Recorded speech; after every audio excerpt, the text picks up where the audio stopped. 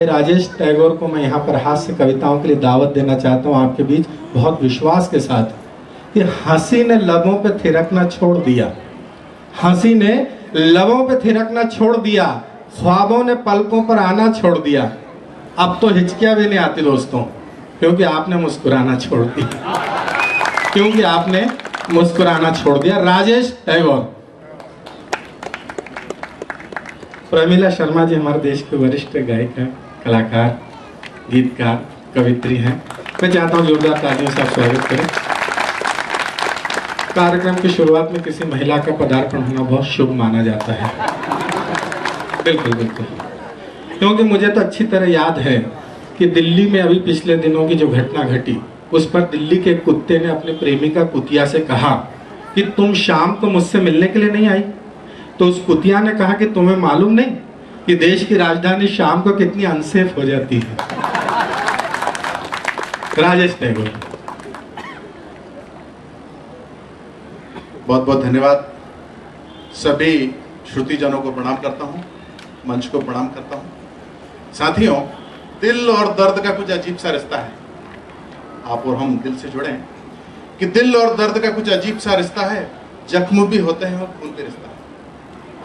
दिल और दर्द का कुछ अजीब सा रिश्ता है, जख्म भी होते हैं और खून भी रिश्ता है।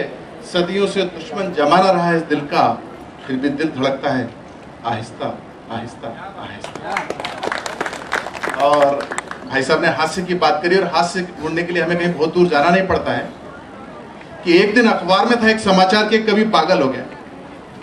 एक दिन अखबार में था एक समाचार के कवि पागल हो गया। मैं सोचता ही रह गया, यह कैसे हो सकता है? जो पहले से था वो फिर से कैसे हो गया?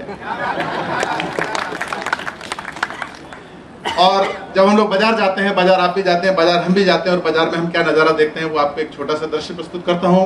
कि एक दिन बाजार में मैंने देखा जब नजारा कि एक मोटे से पहलवान को उसकी दिया सलाई सी बीवी ने मारा। कि एक दिन बाजार में मैंने देखा जब नजारा कि एक मोटे से पहलवान को उसकी दिया सलाई सी बीवी ने मारा। देख के मैं चौंका और पाते ही मौका पूछ लिया, ये क्या माजरा है श्रीमान? ये क्या माजरा है श्रीमान? उन्होंने ऊपर से नीचे तक मुझे घूर के देखा। आप लोग ऊपर तक हैं। उन्होंने ऊपर से नीचे तक मुझे घूर के देखा। पूछा, शादीशुदा नौजवान? पूछा, शादीशुदा नौजवान? मेरे इनकार में सिर हिलाते ही उन्होंने बोला, और सुखी विवाहित जीवन का राज इन शब्दों में खोला।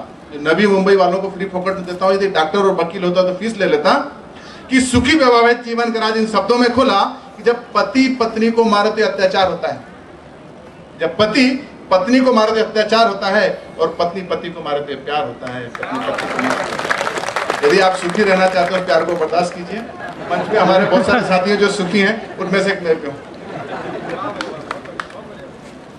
साथियों, आजकल लव मैरिज का दौर चला है, और एक छोटी सी हास्य की रचना आपके सामने प्रस्तुत करता हूं। कि एक दिन एक मच्छर ने अपने समाज के सामने अंतरजातीय आदर्श विवाह की प्रस्तावना रखी। हिंदी से मुझे लगता है ज्यादा कठिन तकलीफ नहीं होगी आप लोगों को।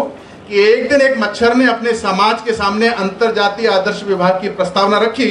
लोगों ने पूछा कौन? वो धीरे से बोला मक्खी। लोगों ने पूछा कौन? वो धीरे से बोला मक्खी। सुनकर उसके युवा साथी हंसे, बोले यार तुम भी क्या मक्खी के टार में फंसे?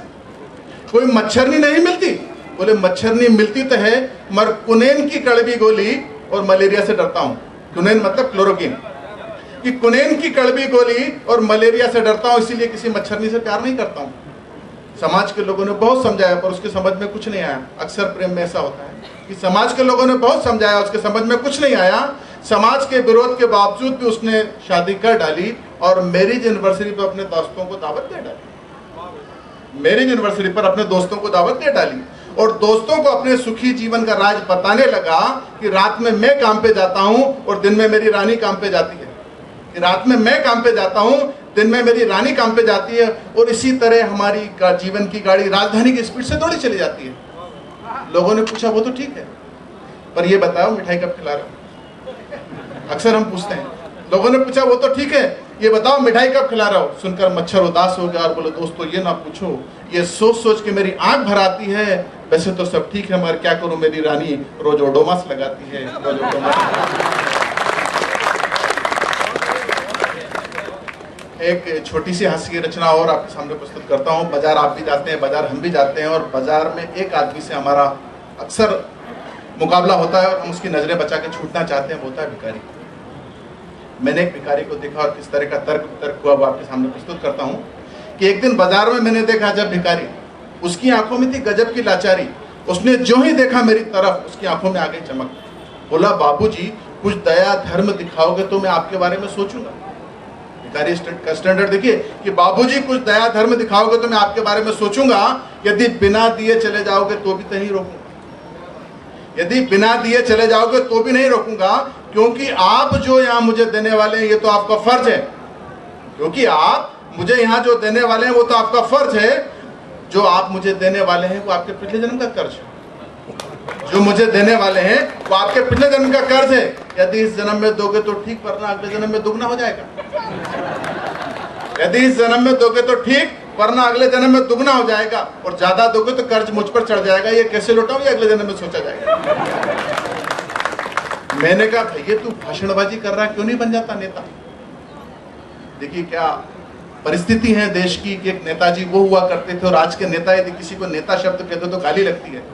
बोले, मैंने कहा, भैया तू भाषणबाजी कर रहा है, क्यों नहीं बन जाता नेता? बोले, बाबूजी कुछ देना हो तो दो, यूं तोहिन न करो। बाबूजी कुछ देना हो तो दो, यूं तोहिन न करो। और बाबूजी सब्सिडी क्या है? बाबूजी सब्सिडी क्या है जिसके लिए आप आंदोलन करते हैं और यही काम हम शांतिपूर्ण ढंग से करते हैं? दुनिया भर की सब्सिडी क्या है जिसके लिए आप आंदोलन करते हैं और यही काम हम शांतिपूर्ण ढंग से करते हैं? और नेता मांगे तो जग देता, मैं मांगू तो भिखारी। नेता मांगे तो जग देता, मैं मांगू तो भिखारी। कब तक इससे बचोगे? सारे देश को लग गई ये बीमारी। कब तक इससे बचोगे? सारे देश को लग गई ये बीमारी। और बाबूजी जब नौकरी नहीं दोगे तो इसी तरह बढ़ेगी और बेरोजगारी, और देखना इसी फुटपाथ पर खड़ी होगी देश की जनता सारी। बाबूजी जब नौकरी नहीं दोगे तो इसी तरह बढ़ेगी और बीमारी, और देखना इसी फुटपाथ पर खड़ी होगी देश की जनता सारी। बाबूजी आपको भी फ्री में देता हूँ सीख कि मेरे साथ आ जाओ, आपको भी देता हूँ फ्री में सीख कि मेरे साथ आ जाओ। जब आप भी होंगे मेरे जैसे और आपके जेब में भी होंगे पैसे, तो यूं भाषण नहीं सुनेंगे, 1 रुपया देंगे और चलते बनेंगे, 1 रुपया देंगे और चलते बनेंगे।